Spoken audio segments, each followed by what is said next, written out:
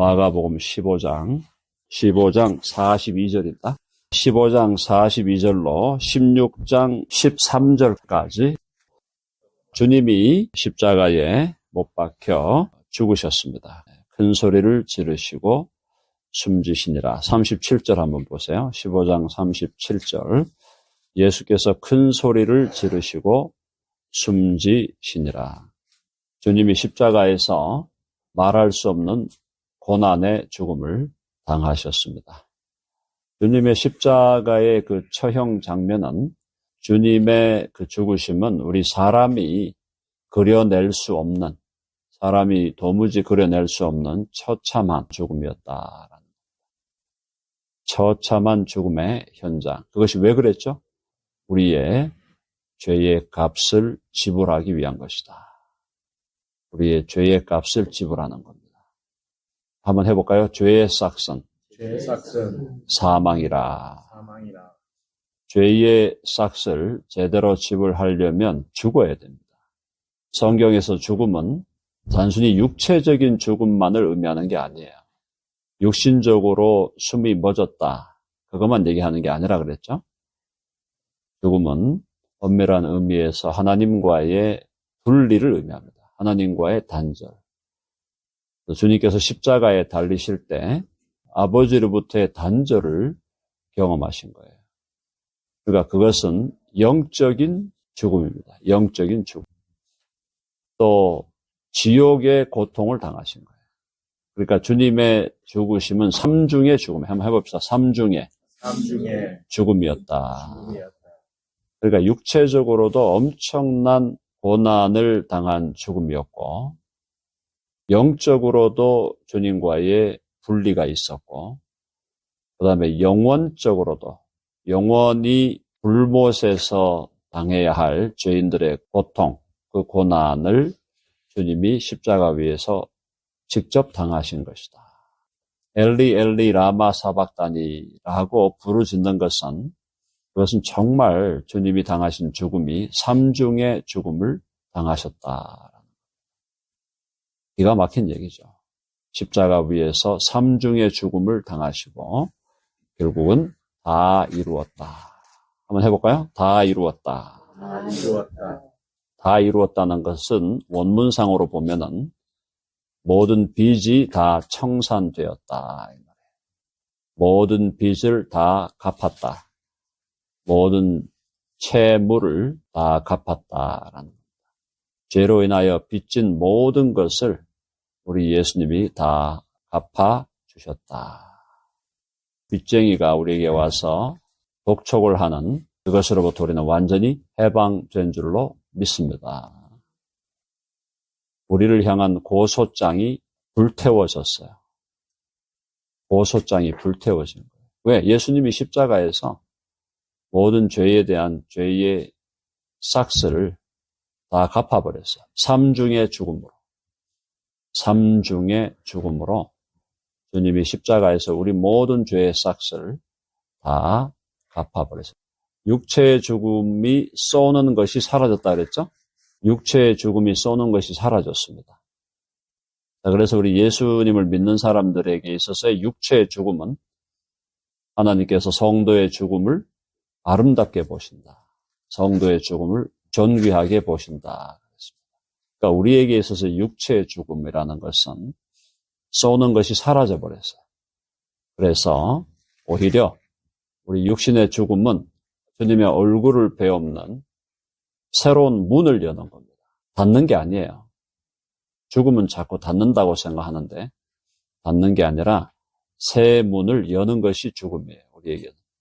그래서 주님의 그 십자가의 죽으심을 우리가 깊이 묵상해야 됩니다. 정말 깊이 묵상해야 돼요. 나를 위하여 이렇게까지 고난 당하셨구나. 나를 위하여 이렇게까지 주님이 나를 위해 고초를 당하시고 수치를 당하셨구나. 라는 것을 깨달을 때 우리에게 많은 문제들이 해결되게 됩니다. 십자가에서 우리를 위하여 당하신 주님의 죽으심과 고난을 깊이 묵상할 때 우리에게 있는 많은 상처들과 많은 아픔들이 치유되는 것을 우리는 경험하게 되는 것입니다. 사랑하는 여러분, 많은 그리스도인들이 예수님의 십자가에 대한 깊은 묵상이 없어요. 예수 믿으면 복 받는다 그러고, 예수 믿으면 인생이 잘 됩니다. 잘 풀립니다. 예수 믿으면 자녀들 좋은 대학 가고, 예수 믿으면 남편 좋은 직장에 가서 돈 잘 벌고, 예수 믿으면 또 건강하게 삽니다. 무병장수. 그런 얘기 듣고 교회로 온 사람들이 부지기수예요. 부지기수. 그래서 예수 믿으면 복 받는 줄 알고 왔는데 가만히 보니까 헌금 내라 그러고, 맨날 새벽에 나오라 그러고, 주일날 예배 마치고 그냥 바로 집에 갔으면 좋겠는데 오후에 남아서 영화 보라 그러고. 그러니까 너무너무 힘든 거예요. 왜? 예수님에 대한 감사, 예수님에 대한 사랑이 없으니까, 예수님이 나를 위해서 십자가에서 어떤 고통을 당하셨는지 한 번도 제대로 생각을 안 해보니까, 예수님의 이름으로 무엇을 요구할 때 그 요구가 항상 부담스럽게 느껴지는 겁니다. 그럴 바에야 왜 교회에 나오시는지 저는 이해가 안 돼요. 그럴 바에야 왜 교회에 나오시는가 좀 물어봐야 될 거 아니야. 자기의 삶과 행동을. 인간과 짐승이 다른 게 뭔지 아시죠? 짐승은 자기 행위에 대한 반성, 리플렉션이 없어요. 인간은 적어도 자기 행위를 돌아볼 수 있는 인생이에요. 그게 인간이 다른 점이에요. 예수님이 나를 위해 당하신 그 수치와 고난을 조금이나마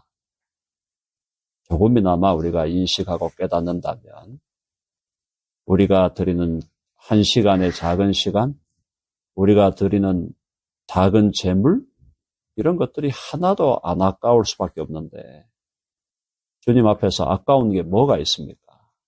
아까운 게 없어야 되지 않겠어요? 근데 예수 믿으면서 생색내는 분들이 너무 많아요. 교회 나오면서. 오늘 바쁜데 나왔습니다. 목사님 만나자마자, 아이고, 교회 잘 오셨네요. 아이고, 바쁜데 나왔습니다. 그 얘기는 뭡니까? 목사님 얼굴 받쳐서 나왔다, 이 말이에요.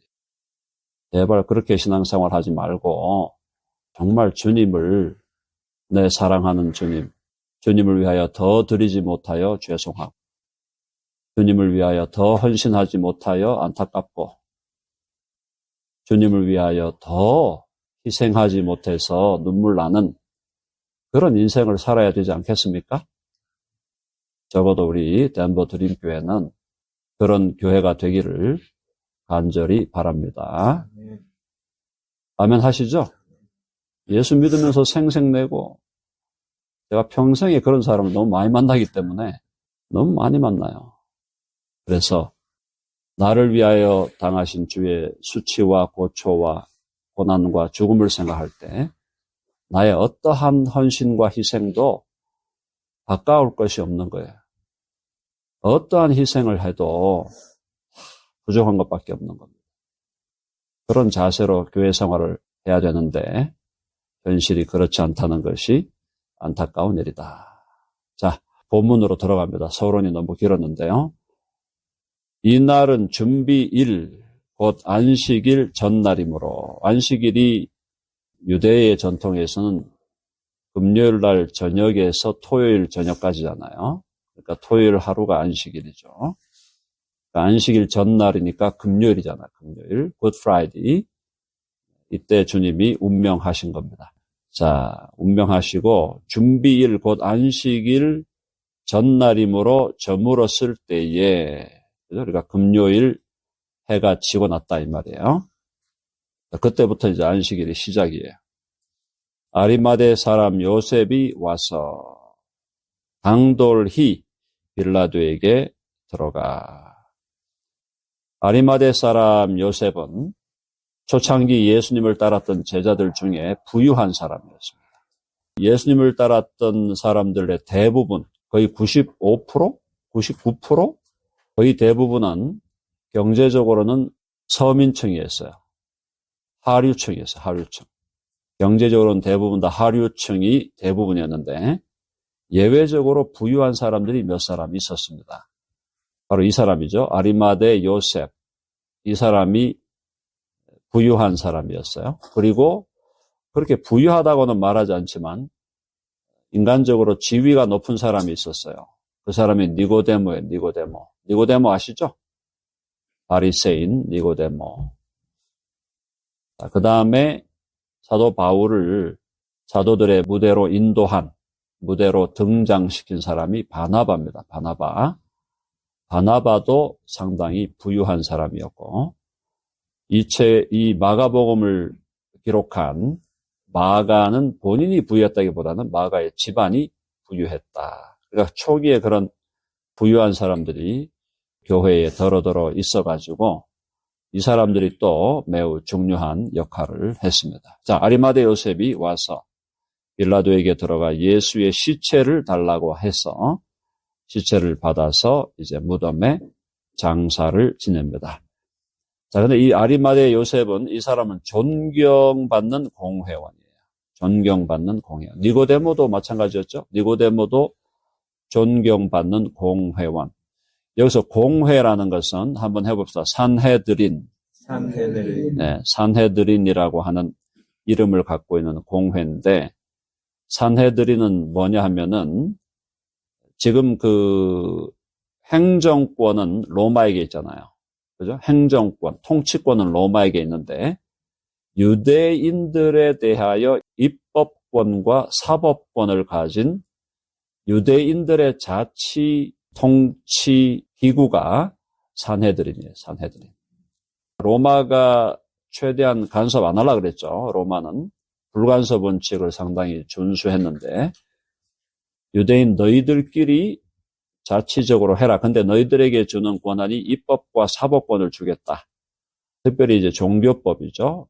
이때 뭐 종교적인 사회니까 종교법을 제정하고 또 그 법을 어긴 사람들을 신문에서 형을 집행하는 그 역할을 산헤드린에게 맡긴 거예요.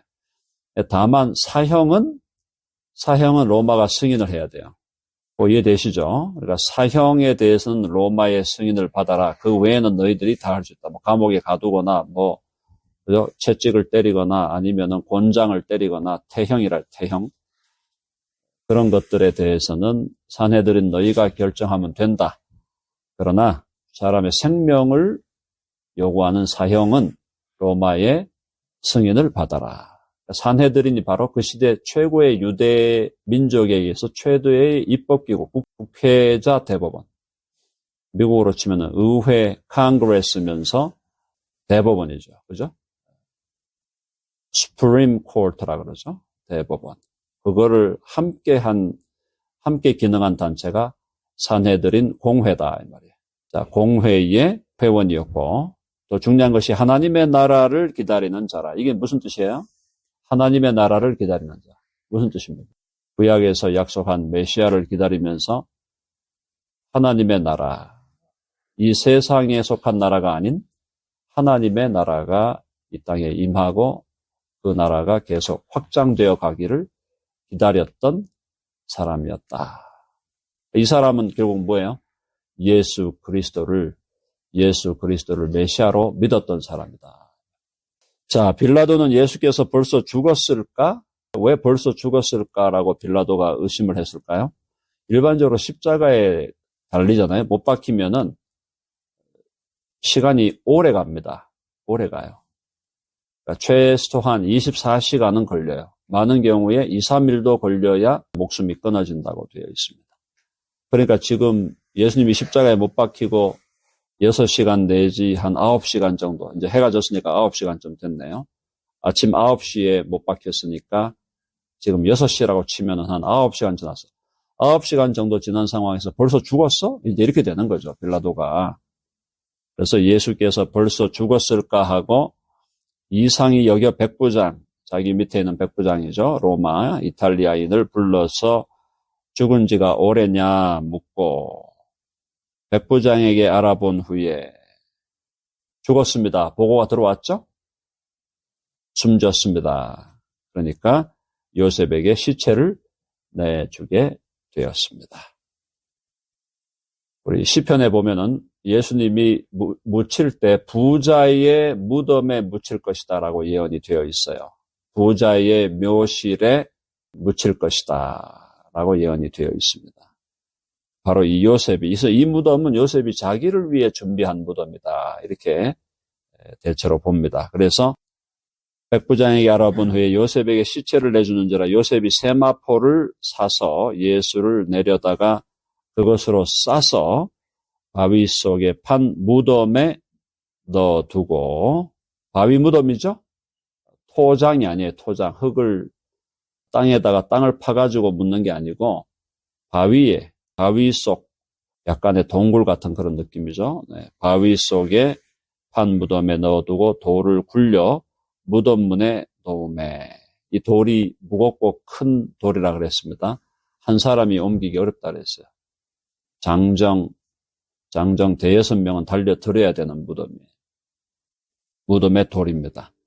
돌을 굴려 무덤 문에 놓음에 막달라 마리아, 요새 어머니 마리아가 예수 둔 곳을 보더라. 끝까지 남은 분은 누구였다? 여성이었다. 남자들이 참 위대한데도 중간중간에 헛발질을 많이 합니다. 중요한 시점에 가가지고 사라지지 않아.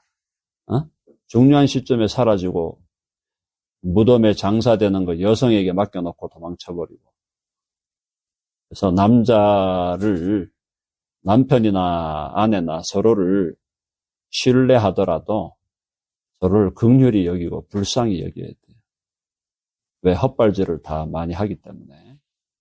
안식일이 지남에 막달라 마리아와 야고보의 어머니 마리아와 또 살로메가 가서 예수께 바르기 위하여 향품을 사다 두었다가 시신을 이제 안장을 할 때 그 시신에다가 향품을 바르는 거죠. 향품을. 일종의 장례 예법입니다. 안식 후 첫날, 이날이 오늘날의 썬데이죠. 그죠? 썬데이. 매우 일찍이 해돋을 때에, 그래서 부활절에 새벽 예배를 왜 드리나 이거잖아요. 부활절에 새벽 예배 드리는 이유가 매우 일찍이 해돋을 때에 그 무덤으로 가며 서로 말하되 누가 우리를 위하여 무덤 문에서 돌을 굴려 주리요. 걱정인 거예요. 자매들이 그 무거운 돌을 누가 굴려 주겠습니까? 4절부터 시작. 눈을 들어본 즉 벌써 돌이 굴려져 있는데 그 돌이 심히 크더라. 누군가 돌을 벌써 굴려놔 버렸어. 무덤이 열려 있는 겁니다. 열린 무덤이에요. 무덤에 들어가서 흰 옷을 입은 한 청년, 천사입니다. 우편에 앉은 것을 보고 놀라매 청년이 이르되 놀라지 말라. 너희가 십자가에 못 박히신 나사렛 예수를 찾는구나. 그가 살아나셨고 여기 계시지 아니하니라. 보라, 그를 두었던 곳이니라. 한번 해봅시다. 그가 살아나셨고 여기 계시지 아니하니라. 살아나셨어요. 썬데이 새벽에 주님이 부활하신 것입니다. 그러므로 부활의 첫 증인이 누구였어요? 여성들이에요. 여성들. 부활의 첫 증인이 여성들이에요. 그럼 여성들이 와가지고 예수님이 부활했어요. 사람들이 믿을까요? 안 믿을까요? 믿어요? 안 믿어요? 여성들이 와서 이야기하면 안 믿습니다. 암탉이 뭐 울면은 뭐가 어떻고. 그게 여기 유대교회도 똑같은 생각이 있는 거예요. 암탉은 울지 마라. 여성들이 법정에서 서면 법정에 설 수가 없어요. 증언자의 자격이 안 되기 때문에. 근데 예수님의 지금 부활을 처음으로 본 사람들이 누구라는 거예요? 여성들이에요. 그러면 기독교는 이건 뭐야? 일종의 자살적 행위예요. 기독교 복음을 증거하는데 부활의 증인이 누구셨죠? 부활 처음 본 분들이 누구였죠? 우리 막달라 마리아하고 야고보의 어머니 마리아 등등입니다. 여성들이 처음 봤다고요? 답이 뭐? 그걸 어떻게 믿어요? 이렇게 나오는 거예요.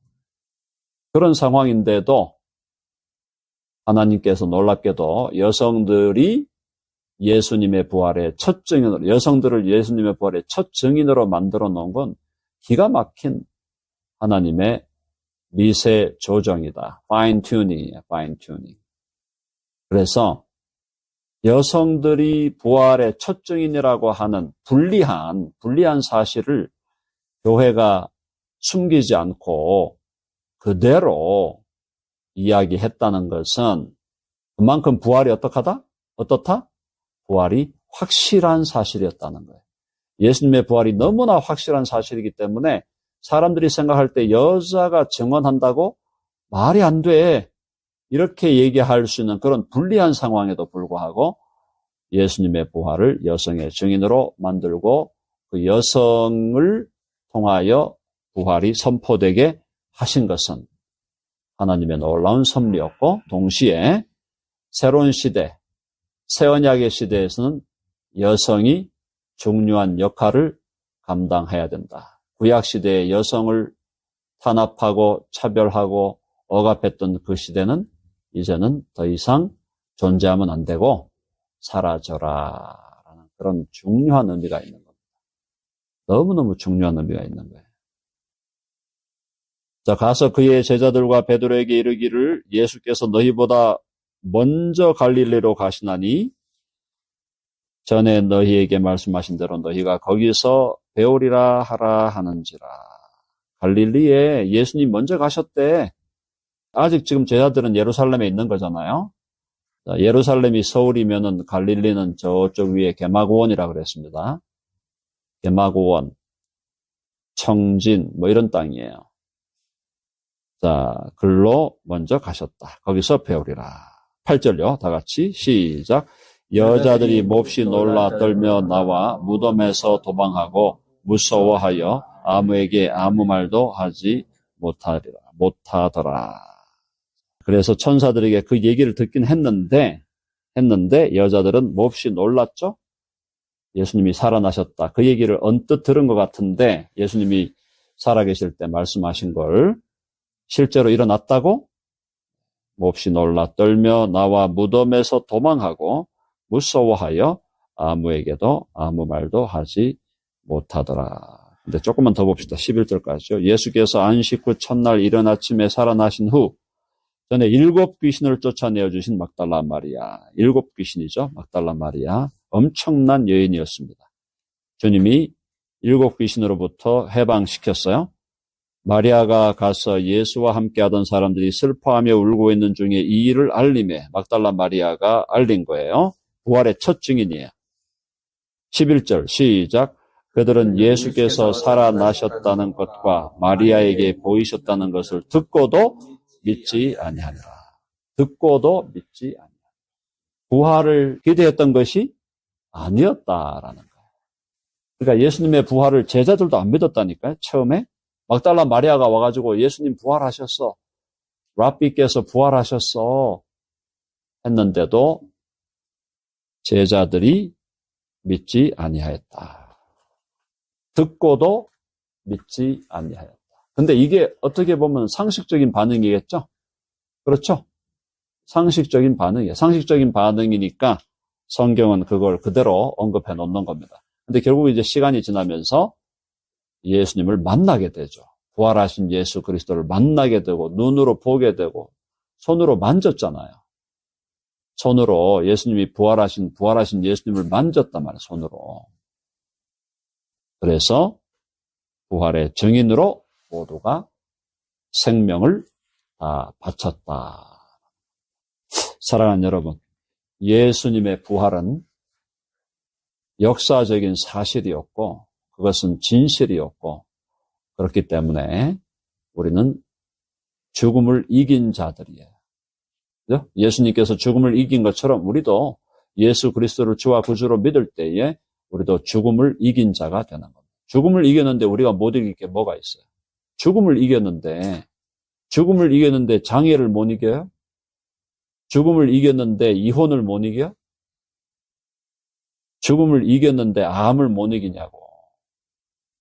예수님을 믿는 사람은 이길 수 없는 것이 없어요.